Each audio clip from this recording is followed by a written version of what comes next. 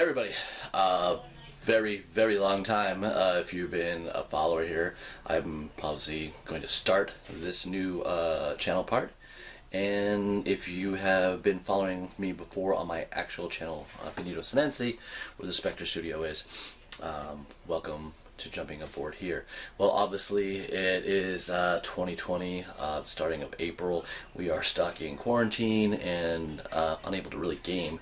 So in a way, I figured to kind of get things going, to kind of give me something to do, because I am very heavily affected by this coronavirus, being unable to work as well.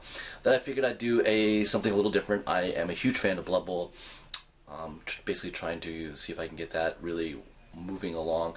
Over my area here in southern Maine, at the Standish area, we have a great league that's been going on. We have about 11 teams, I think, or 12 teams playing, with the potential even more next season. So things are going pretty well with the divisions. I have won that championship a number of times, and this year I went with the Halflings and somehow still squeaked in the playoffs with that, with utter luck, and I guess. But I have been getting beaten down as teams have grown, because as you know, Halflings are pretty hard. So what am I doing here? I'm going to do a solo play, because really Blood Bowl really kind of allows that, because you can have strategy in Blood Bowl, you can have a plan and setup and all that stuff like that, but immediately the dice are going to set you all off kilter. So you've got to adapt consistently and constantly with your team to have any sort of success. So I'm going to kind of do a little different. I'm not going to go through the whole role play like that, so it shouldn't be super long videos, but kind of give a little highlight of some of the teams that I own, what I played, and possibly just throw in some factors that kind of happen on some action orientation if you're kind of interested, and see how things kind of execute. So it'll be a lot of kind of pictures. Then I'm going to kind of go back, and as I put up the pictures, I'll kind of go through a commentary part of it and see what we can do to have a little fun with some of these videos that will basically be coming on their way. So, and I will now flash the teams and exactly how they're going to be set up in the playoffs and who will be facing each other. Alright, let's start with my Dwarven team. It's going to be the Mountain Valley 69ers. They're going to be led by Bubba Breaker. He is a Troll Slayer. So we're going to do the captains of the teams. Being followed by the Wood Elves. These are the Elmwood Force, in that light green. And the team's captain is going to be Ryu Strongroot. He is a War Dancer.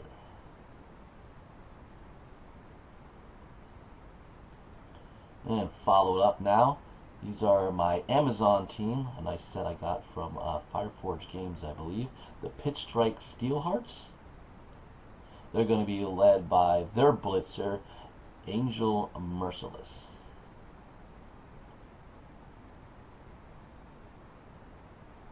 And another team that I've got, this one from Spectre Studios. These are the Vampire team, pretty much all female scope. This is going to be the Kiss of Death. They'll be led by their vampire, Alexandria the Enchantress.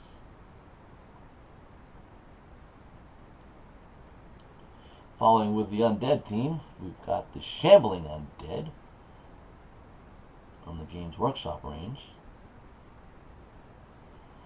And I decided to let them go with their team captain. It's going to be a White Blitzer, Bishop Hackenberg.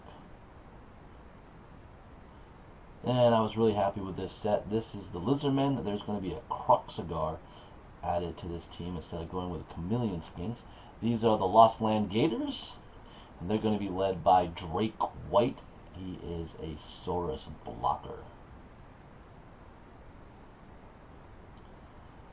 And we're going to the team that I'm playing currently in my Crossroads League. This is the Halfling team, the Old Shire Pitifuls. Those treemen come from Willie Miniatures. And they're going to be led by Pico Pie Splitter. He is a Halfling Hefty, and I really enjoy the new rules for the Hefty, so it's going to be pretty fun. They are followed up by the Elven Union, the St. Miguel Silverhawks, led by J.K. Arme, the Blitzer. And there he is in all his glory in the white color scheme. And that is the teams for the tournament that we'll be seeing.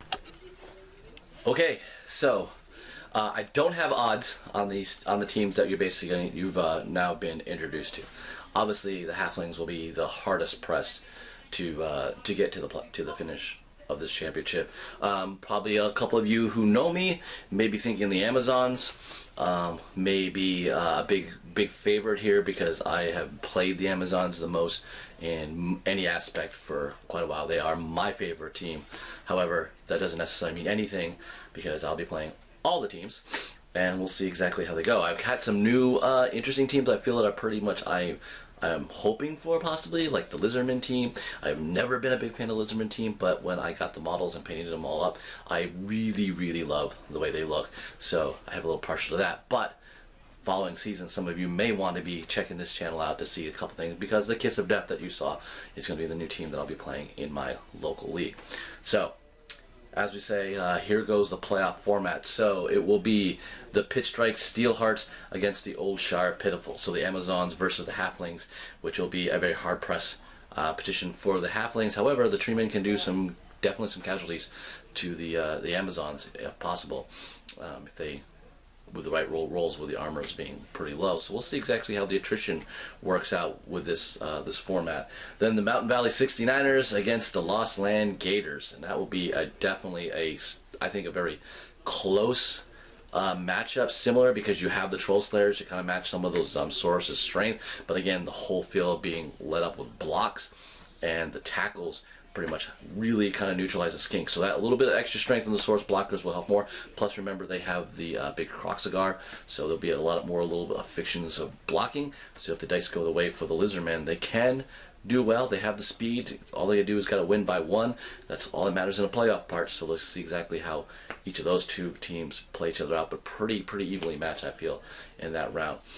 Then the Kiss of Death will face the Elmwood Force. Again, I think that's another good matchup comparison. The strength of the vampires and the agility can easily match up to a lot of what the elves are going to do, but the elves do have the speed to kind of meet into what they need to do. So it could be a good high-scoring affair if the vampires don't have a lot of bloodlust kind of going on, or the elves can maintain some of their armor issues, but the thralls themselves could be wiped off the field by even the vampires themselves. So the attrition value should play pretty well. So again, two good matchups early on in this playoff bracket to see exactly how each of these teams will advance.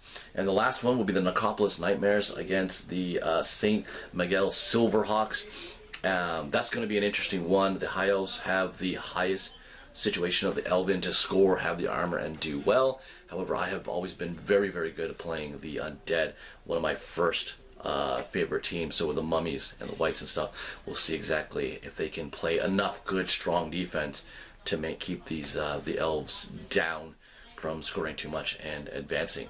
So there's our playoff format. Again, I will put each of the games kind of up with a bit of a highlight, some things of how they're kind of progressing as a quick note. So keep it a little low for length of time, but hopefully it'll give you some insight of what you kind of see for a team, maybe some pictures, and give you guys an opportunity to put a lot of comments down below so I can basically go back and answer them and, you know, give you some of my insight, maybe some of my opinion. I'm not a tournament player because we don't have a real tournament scene, but we're doing a lot of campaign. I played Blood Bowl since the second rendition of it, so I feel like I do have a good amount of knowledge to help anyone out who's interested in following Blood Bowl and doing more, or if you just have broad questions, or, you know, just interested in maybe throwing down a game if you're in the local area. All right, Spectre Studios out.